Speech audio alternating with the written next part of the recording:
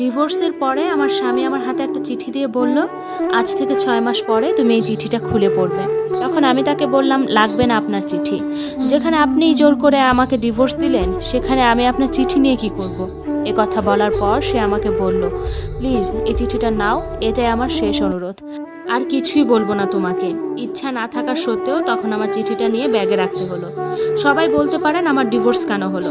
আসলে এই প্রশ্নটা আমারও, কেন সে আমাকে ডিভোর্স দিল এটা আমি নিজেও জানি না। তো আমাদের দুজনের ডিভোর্স হওয়ার পর যখন আমি বাসায় আসতেছিলাম, তখন লক্ষ্য করতেছিলাম আমার স্বামী কেমন জানি কান্না করতেছে। মনে মনে ভাবলাম, যা ইচ্ছা করুক তো, আমাকে নিজেই সে ডিভোর্স দিয়েছে।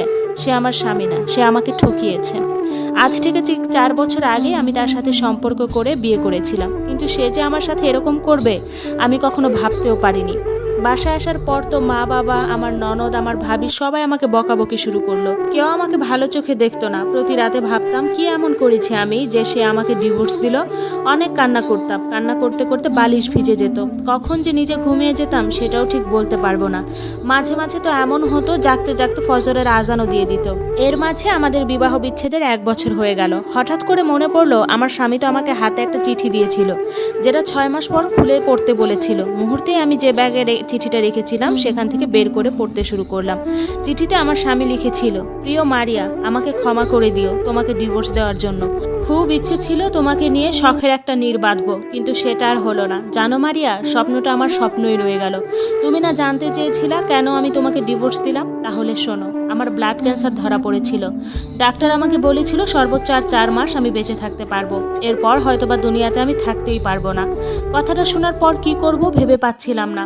ভাবলাম যদি তুমি এ কথা জানতে পারো তাহলে আমার থেকে তুমি সব থেকে বেশি কষ্ট পাবে। আমি চাইনি তোমাকে কষ্ট দিতে, কারণ এই পৃথিবীতে তুমিই একমাত্র ব্যক্তি যে আমাকে সবচেয়ে বেশি ভালোবাসো। সামান্য একটু অসুস্থ হলে তুমি দিনের পর দিন কান্না করো, একটু জ্বর হলেই তুমি কত রাত না ঘুমিয়ে আমার জন্য পার করেছো। আর যদি আমি আমার এই অসুস্থতার কথা বলি তাহলে তো তোমার জীবনটা অর্ধেক শেষ হয়ে যাবে। আমি চাইনি তোমাকে কষ্ট দিতে, যার কারণে তোমাকে ইচ্ছাকৃতভাবেই ডিভোর্স দিয়েছি, যেন তুমি আমাকে অনেক বেশি ঘৃণা করো, অনেক অনেক।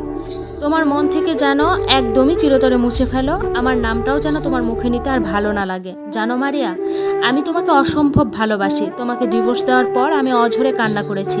কোনো কিছুই আমার আর করার ছিল না। তুমি আমার কাছে সেই লাল টুকটুকে একটা বউ, প্রিয়তমা স্ত্রী। আমার চোখে দেখা দুনিয়ার সব থেকে শ্রেষ্ঠ নারী হচ্ছ তুমি। তোমার মতো কাউকে আমি পাইনি। যদি আবার পুনর্জন্ম বলে কিছু থাকে আমি তোমাকেই চাইবো, কিন্তু সেটা তো আর সম্ভব না। জানো আপু, চিঠিটা পড়তে পড়তে আমি এমন এক জগতে হারিয়ে গিয়েছিলাম, মনে হচ্ছিল সেখান থেকে আর বেরিয়ে হতে পারবো না। জানো আপু, আমার জীবনের সবচেয়ে বড় ভুল কোন